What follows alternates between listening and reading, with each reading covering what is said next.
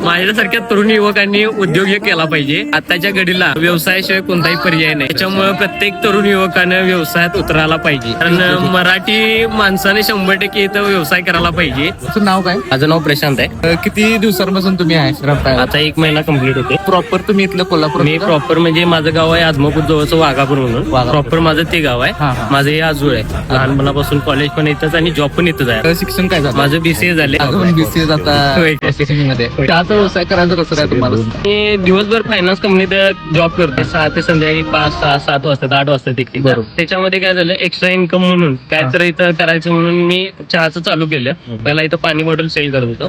पाणी बॉटल सेलला मला इथं थांबवलं गेलं. त्याच्यानंतर मी डोक्यात घेतलं की इथं चहा विकू. काहीतरी म्हणजे स्वतःच करून निर्माण करायची एक इथं जिद्द आहे. म्हणून मी आता चहा सेलिंगचं काम करतो. मीच आता इथं करतोय. तर काहींना असं वाटतं की हा बिहारी आहे काय काय की चहा विकायलाय, हा बाहेर आलेला आहे काय काय की. पण ज्या वेळेला मी त्यांना विचारतो चहा घेणार का, तर त्यांना समजतं की मी इथलाच आहे. जे लोकांची मनस्थिती अशी झाली आहे की नाही की लोकांना वाटते की बाहेरची लोक येऊन इथं व्यवसाय करू शकतात. पण माझे एक बोलणं आहे की मराठी माणूस हा व्यवसाय करू शकतो, त्याने केला पाहिजे आणि करायलाच पाहिजे.